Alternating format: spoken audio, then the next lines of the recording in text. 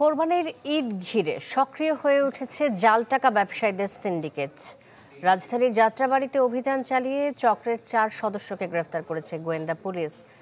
DB জানায়, প্রায় 2 কোটি টাকার জাল নোট বাজারে ছড়িয়ে দেওয়ার প্রস্তুতি নিচ্ছিল গ্রেফতারকৃতরা।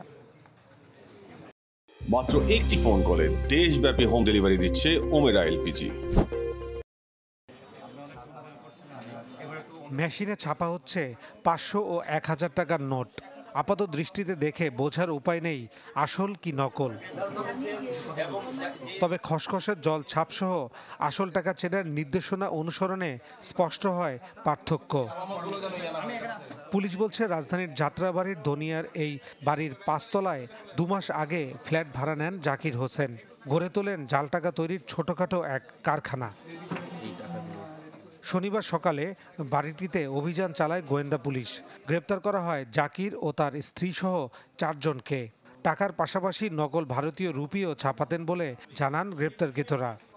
আমরা এটা তৈরি করি অবৈধ, কিন্তু এর যে সরঞ্জাম যেগুলো সবই বৈধ কাজের জন্য, কোনোটা অবৈধ কাজের জন্য না।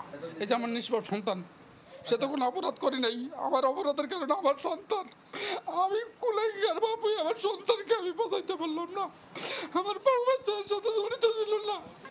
ডিবি বলছে, কোরবানি ঈদ ঘিরে সক্রিয় ছিল চক্রটি। প্রস্তুতি নিচ্ছিল 2 কোটি টাকার নোট বাজারে ছড়িয়ে দেয়ার।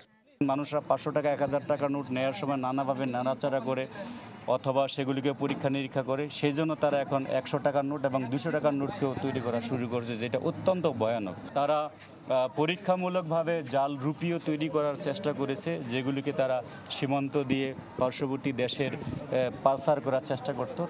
আইনশৃঙ্খলা বাহিনী জানায়, 20 বছর ধরে নকল টাকা তৈরির সাথে জড়িত জাকির। একই অপরাধে গ্রেপ্তার হয়েছে একাধিকবার, খেটেছেন জেলও।